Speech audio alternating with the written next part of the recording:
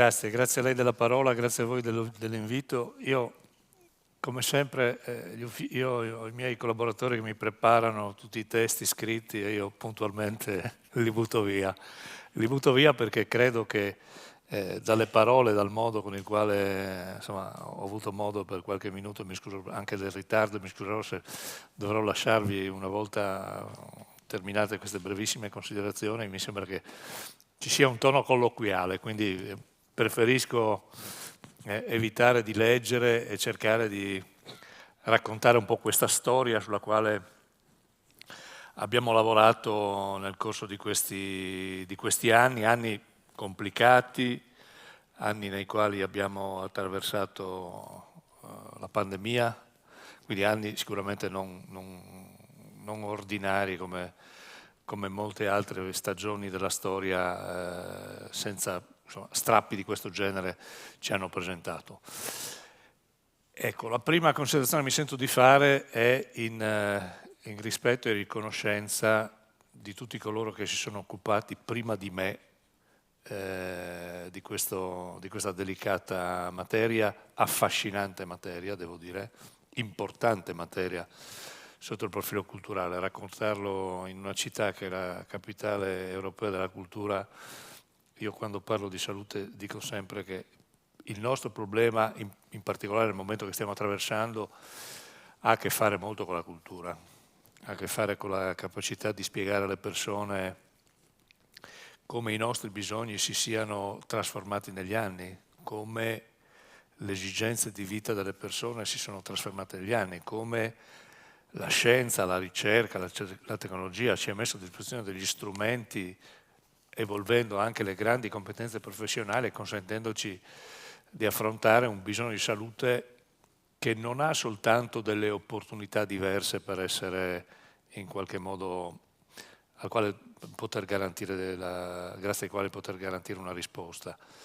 Ha cresciuto e trasformato il sistema professionale, ma soprattutto ha cambiato il bisogno delle persone. Il bisogno delle persone è composto da due addendi, l'elemento sociale e l'elemento puramente sanitario. Nel corso di questi anni abbiamo visto come il bisogno sociale abbia guadagnato molto più terreno nel complessivo bisogno di salute delle persone, perché ovviamente sicuramente la pandemia è stata un tornante importante, ma questo ha a che fare anche con una struttura della società che si è radicalmente trasformata. Fortunatamente viviamo molto di più e vivendo molto di più il nostro bisogno ha a che fare con dinamiche inevitabilmente diverse. Noi abbiamo un sistema dell'offerta, delle risposte ai bisogni di salute che è molto concentrato e ha una grande qualità nella risposta all'acuzia, lo ha molto meno rispetto al protagonista del bisogno di oggi che è la cronicità. La cronicità è una cosa alla quale dobbiamo rispondere, che ci portiamo addosso vivendo, l'allungamento della vita ci porta a questo, e dentro questa partita un ruolo importante nella trasformazione culturale delle risposte ai servizi riguarda la disabilità, perché che cos'è la disabilità? La disabilità è una cronicità che ci portiamo dietro tutta la vita. E la disabilità non può essere un elemento attorno al quale si limita la vita delle persone e non la si deve affrontare soltanto immaginando che la disabilità abbia bisogno di risposte e di cure sanitarie. Noi abbiamo voluto una norma, una legge che viene riconosciuta come una legge tra le più avanzate di questo Paese, e perché voglio ringraziare tutti coloro che si sono occupati prima di me. Voi direte che questa non è una cosa normale per uno che fa politica, no? Perché di solito uno che arriva deve dire male di quelli che sono arrivati prima. Io invece voglio riconoscere a tutti i legislatori che hanno preceduto il lavoro che noi stiamo facendo da 8 anni, che hanno avuto una visione lunga, molto lunga. Pensate che questa visione riguardava una norma regionale a metà degli anni 90, dove prima ancora che il Servizio Sanitario Nazionale riconoscesse la risposta al bisogno della disabilità come livello essenziale di assistenza, noi ci eravamo arrivati prima e naturalmente l'abbiamo trasformato dopo nel corso dell'approvazione di questa legge voluta da tutti, la legge 16 del 2022, che ha una impalcatura, ha secondo me due elementi straordinariamente, che io ritengo straordinariamente importanti. Non è una norma che butta via la norma precedente, è una norma che eredita le ragioni, attualizzandole, della famosissima legge 41, perché si occupa di queste cose, vedo diversi operatori del settore nel sistema. Questa è stata una grande legge ed è una legge che è stata costruita, io di questo ne vado molto orgoglioso, con una mediazione molto forte tra tutte le componenti del sistema e devo dire con una politica che si è permessa il lusso di non dividersi. L'impostazione di questa legge è una legge orientata al principio della libertà e della indipendenza delle persone. La disabilità non può essere un fatto limitativo e la disabilità, come dicevo prima, non può essere un tema esclusivamente legato alla risposta di salute.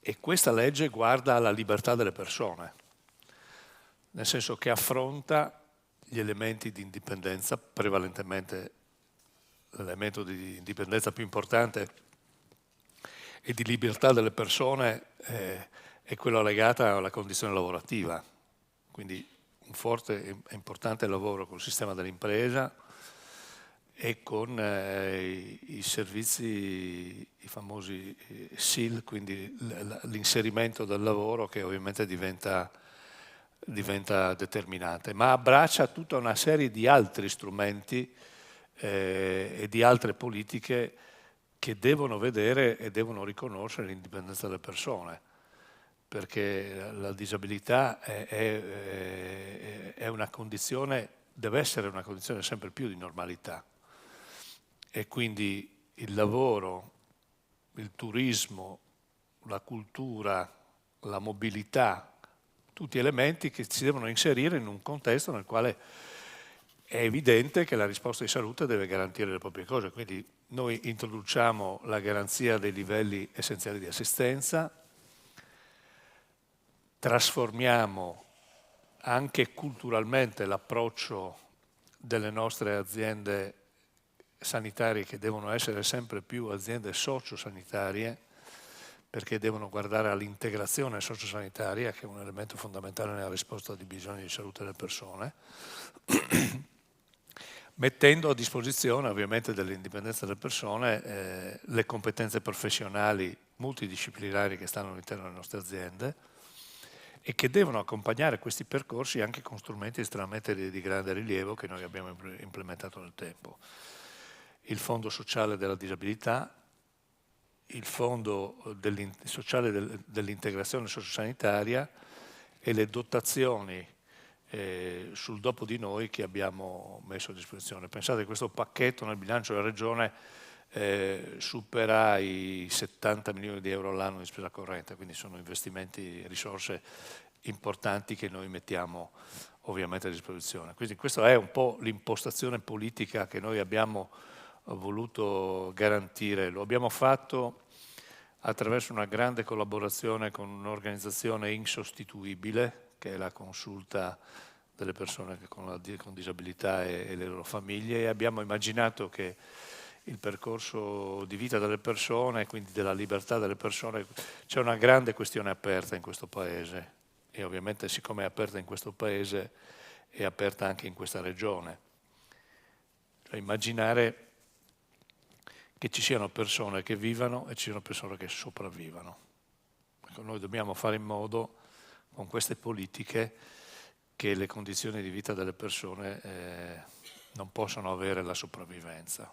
Questo è un grande fatto culturale attorno al quale il sistema di salute si sta inevitabilmente trasformando, con una resistenza importante prevalentemente determinata da condizioni di non voler modificare un assetto che inevitabilmente oggi ha un modello organizzativo dell'offerta che non è coerente e non ha corso alla stessa velocità con la quale il bisogno delle persone si è trasformato nel tempo, non soltanto per ragioni di esiti di vita fortunatamente molto più lunghi, ma anche per una qualità di risposta che è cresciuta, perché sono cresciute le competenze, perché è cresciuta la tecnologia, e quindi quando affrontiamo queste cose la semplificazione è mi togli quello, mi togli quell'altro, qui nessuno vuole togliere niente a nessuno.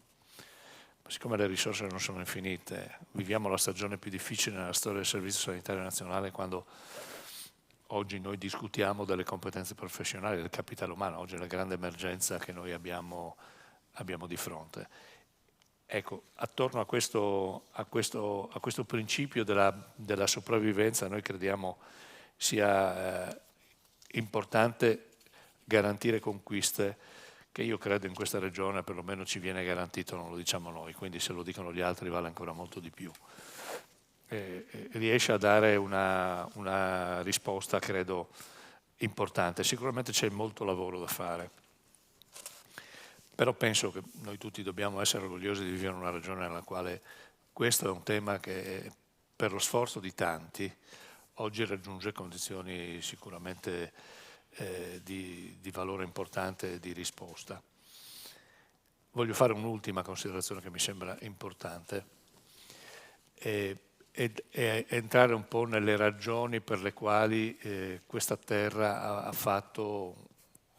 riuscito a svolgere un lavoro importante nel corso degli anni.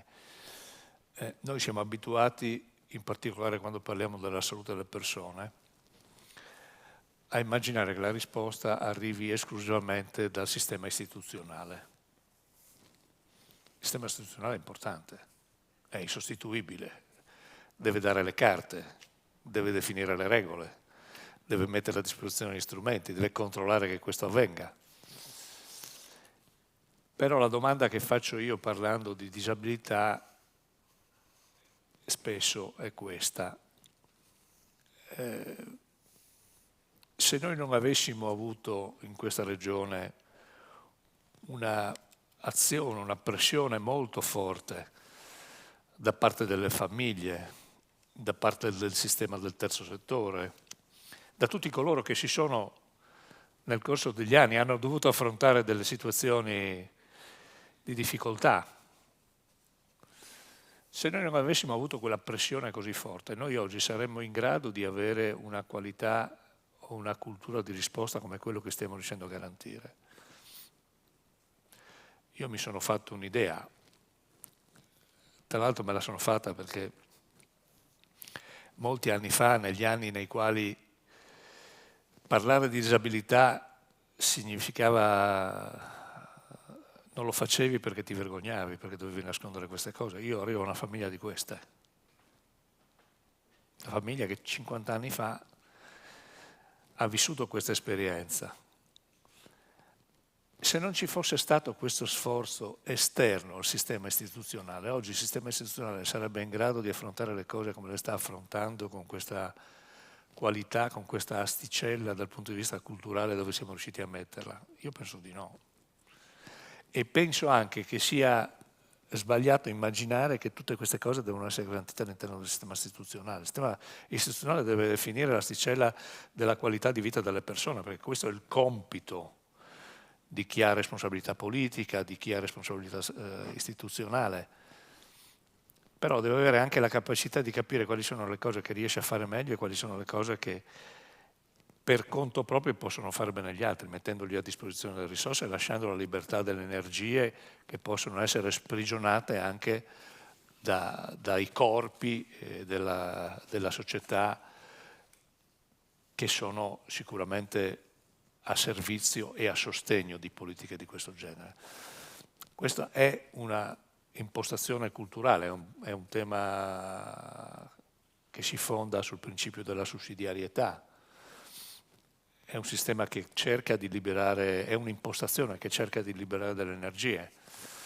Ecco, io penso che noi dovremmo continuare su questa strada, liberando tutte le energie, rinnovando le risposte, consentendo al sistema dell'impresa di rendere sostenibile quello che è la logica dell'impresa, ma l'integrazione delle persone che hanno un percorso di necessaria risposta al loro bisogno di salute, dentro il quale il tema del lavoro è un tema importante, dove tutte le altre occasioni diventano quella condizione per la quale una persona non sopravvive, ma vive. Questa è una sfida culturale più alta che abbiamo, credo una delle più difficili, che riguarda questo tempo moderno così complesso, che immagina di poter vicariare e sostituire il rapporto delle persone attraverso la tecnologia, l'utilizzo delle reti, dei social network. Sì, sono cose importanti. La modernità, l'evoluzione delle cose non si cambia, non si ferma. Però l'importante è non buttare via quello che di buono c'è, e oggi forse, se viviamo delle situazioni di difficoltà, abbiamo conosciuto i fenomeni delle solitudini, è un elemento, al di là della oggettiva disabilità, è un elemento di grande difficoltà che la società oggi ci presenta.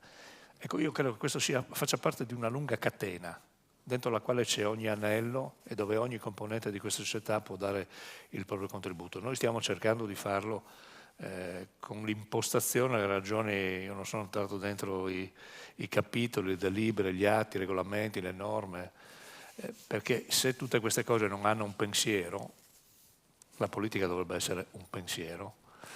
Ecco, credo sia molto difficile tenerle insieme a beneficio delle persone, perché nessuno resta indietro. E quindi in questo sforzo, soprattutto culturale, noi ci stiamo muovendo. Io sono molto grato a tutti coloro che affrontano questi temi con la massima libertà e senza paura di affrontare le cose per quelle che sono. Si possono presentare anche in maniera complicata in certi momenti. Noi fortunatamente abbiamo delle competenze professionali all'interno del sistema pubblico di grande qualità, ci vengono riconosciute anche sul piano nazionale, tanto è vero che alcuni dei nostri principali dirigenti sono chiamati nei ministeri competenti a portare le loro esperienze, scrivono norme, orientano pensieri, destinazioni di scelte anche attorno a questo. Ecco, direi che il Friuli Venezia Giulia può, insomma, non l'assessore che è l'ultimo che arriva, che passa, poi arriva dopo un altro, lascia il posto a chi arriverà dopo, ma questo grande patrimonio che secondo me è figlio di una radice culturale importante, dentro il quale, consentitemi di dire, abbiamo la fortuna di poter vivere. E io non voglio allungarmi molto, anzi credo di aver parlato fin troppo. Non posso altro che esprimervi la mia gratitudine per aver voluto dedicare un paio di decine di minuti a questo tema, chiamandomi a raccontare, forse in maniera disordinata, questa esperienza e le ragioni per le quali cerco di condurla insieme a tutti coloro che mi aiutano a farlo. Quindi grazie davvero della vostra attenzione, del vostro invito e soprattutto del vostro silenzio, di avermi ascoltato in questo modo. Non sono cose così scontate. Grazie davvero.